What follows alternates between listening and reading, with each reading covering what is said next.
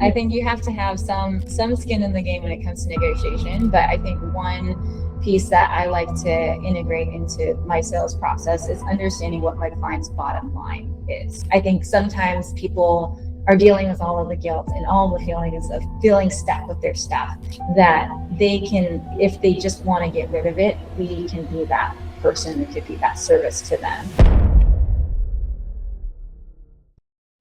Hey there, welcome to Entrepreneurial Unlocked. I am fortunate to be joined by Christina Kwong of Pomelo. I am Seth Rudin, and I'm a business broker, excited to help support the business community. Christina, could you introduce yourself? Yeah, absolutely. It's great to meet you. Great to have this conversation. I'm a ex-corporate girly. I was in big tech for quite a bit. I was at Amazon, Microsoft, Twitter, TikTok, you name it, and decided to start my own business with Pomelo. Awesome. What exactly is Pomelo? So Pomelo is a sales as a service to really any small business or home in the area that wants to simply sell their stuff. So you can look at me as almost a real estate agent, but more for your things inside your home. Can you give me an example of a past project that you helped or a client? Yeah, absolutely.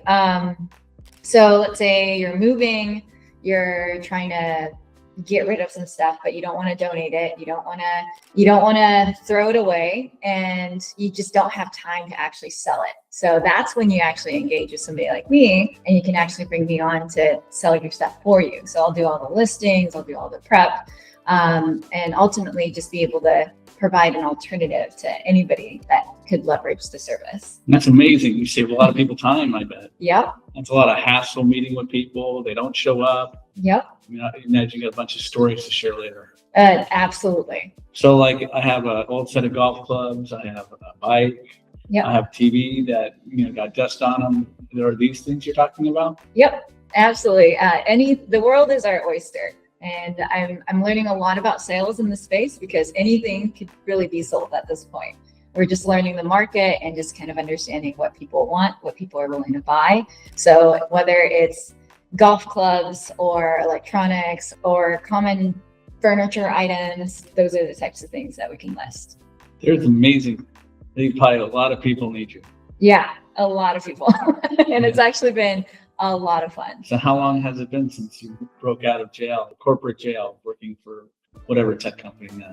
Well, it's been about 6 months in December. Wow. Yeah. That's amazing. You made it. I made it. Keep going. So how's the journey been? It's been super fun. It's been wildly exciting. I absolutely love it because I get to build relationships not only with homeowners, but I get to really learn about the buyers.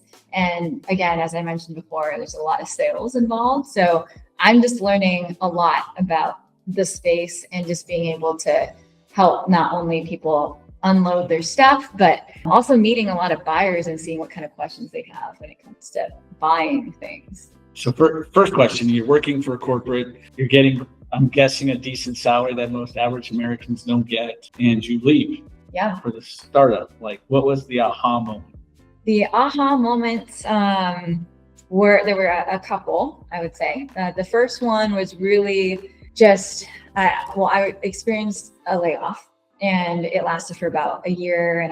And it was extremely, extremely difficult because I was also going through some personal things. And so it really made me take a hard look at the career that I built over 12 years with big tech and really look at it from a perspective of, is it actually energizing me? Is it something that actually fulfills me? And during these moments and during these difficult times of that transition, I realized that I really just wanted to do things that were exciting for me.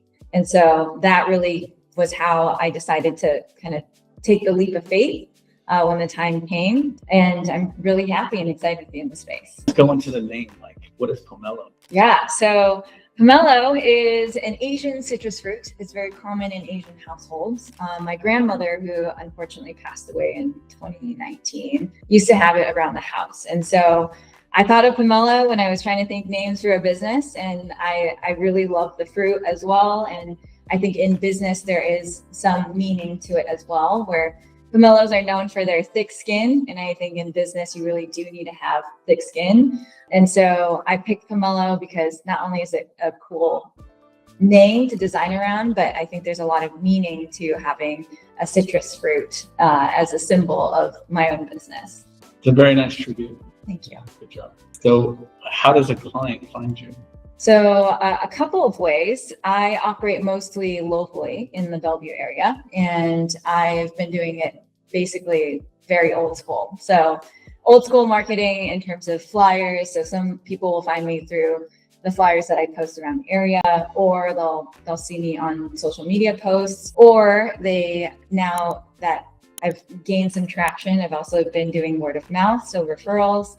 And really exploring. I'm going to continue to explore different ways to get leads. But as a former TikTok, I'm sure you've embraced Facebook or something like that. Yeah, Facebook social media posts. And I think the fascinating thing about this space is that there's just a pretty huge demand. There's a large demand for this kind of stuff. And I'm just experiencing an explosion of people that come to me that are like, oh my gosh, I'm so glad that you exist, because they feel guilty or they feel like they're overwhelmed because they don't have many other options when it comes to offloading their stuff or getting rid of their stuff. So get rid of their stuff. Is it a $30 item you're going to do, or is there a floor for you? Yeah. You must have. So this is something I also learned in sales is with sales, at least in my model, I'm 100% commission based. So I'm always looking at the total value of an item.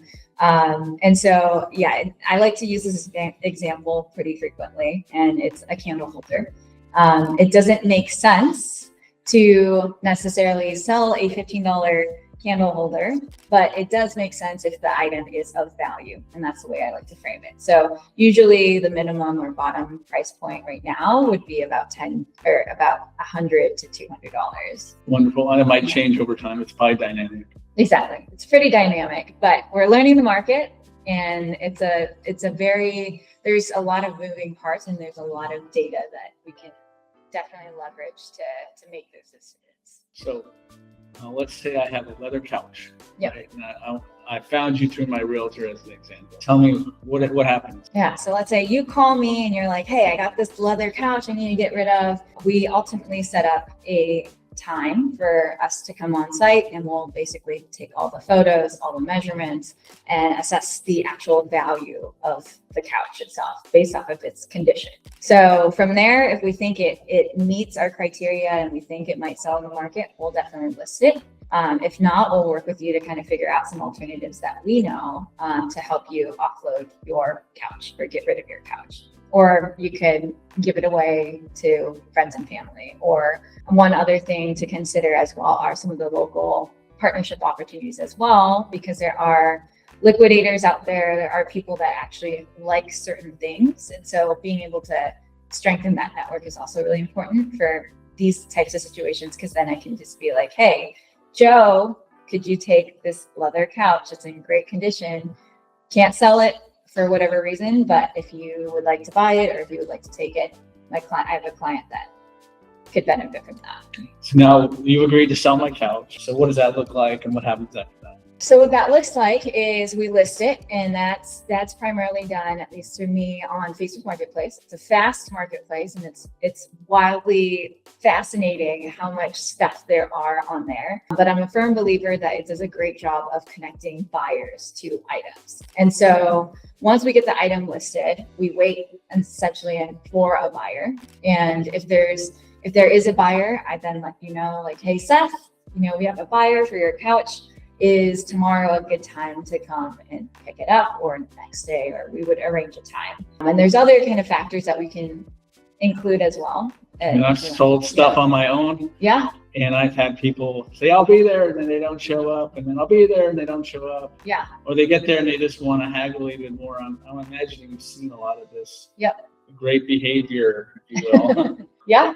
There's all sorts of behaviors that happen. You also have scammers to watch out for. Your typical flakes that come through and they don't show up, and that's just kind of part of the experience, right? But at the end of the day, you don't want to deal with it. And at the end of the day, I do, because I love doing this, and I've found a lot of joy in doing this and getting better at it. So a lot of the things that I've learned as somebody that does this as a business is to really lock in the deal up front and set expectations up front versus, any delays in communications or, having moments where they don't know exactly where to meet. So we figure that out for you so that we can increase the chances of the item actually selling. What are the traits that have made you so successful? That's where you're at right now. I think it's a combination of things. I think there's a level of self-discipline that's involved. You really have to be consistent as well. And I think those two kind of tie together synonymously because you need self-discipline to continue the process that you build and to build trust with your clients and your buyers and just the overall experience. But you also have to stay consistent with it in order to build your brand and keep that experience or iterate on that experience. So I think it's really important to establish those two fundamentals. And then on top of that, build trust through curiosity. So being able to be curious about what your buyers are like and what your clients want is going to be really important and has been really important as a part of at least my process, because as somebody that's handling sales, I have to be curious about both sides, and I have to be curious about the process in order to continue selling and continuing to build my brand and build my business, and also continue to get leads to help grow my selection and grow the selection for the buyers out there. Probably are gaining a lot of knowledge of what stuff are. You probably are starting to get that instinct. A little bit, yeah, here and there. So you're pretty hard to negotiate with now. I would say, sure, why not? I think you have to have some skin in the game when it comes to negotiation. But I think one piece that I like to integrate into my sales process is understanding what my client's bottom line is. That gives me a lot of freedom and flexibility when it comes to those negotiations, because we always know what the client wants. So we're not going below that. And if we do, we work with the client to figure out, be like, hey, your item's going to fall below $100. Are you sure you still want to sell it? Mm-hmm. And we'll work with our clients that way. And I'm guessing you're malleable. You have a couple of different models to list it, not just commission based, but maybe they have a lot of items you'll work. But you have to go into the specifics, but I'm guessing you have different ways to do it. Yeah. So as a business, I'm always looking at different ways to increase my profit margins or increase the profit margins. And so with that, there's a couple of other levers that we tap into as a part of the inventory assessment process, which I consider as our actual vetting process for bringing items into the sales process. The other levers include situations or options for you as a client and for anybody as a client to essentially declare that, like, hey, I just want you to connect my item to somebody else that's going to actually enjoy it.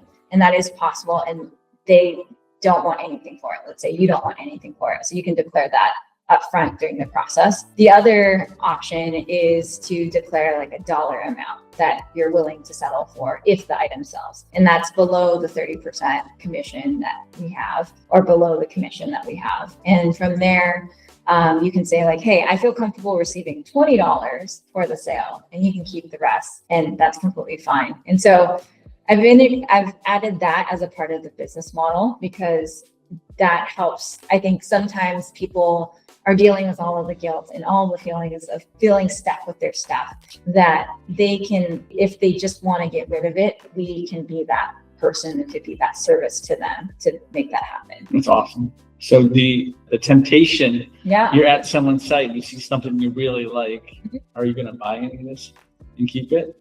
Yeah. So as a business, there's another option as well for people trying to get rid of their stuff, get some space back, or just trying to declutter in general.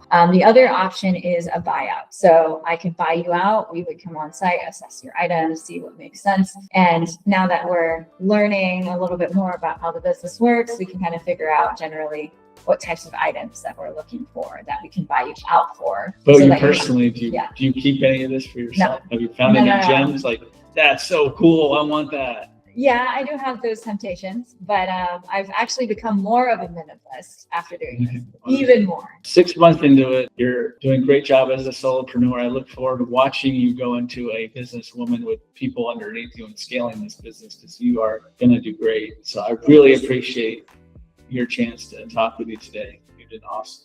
Thank you.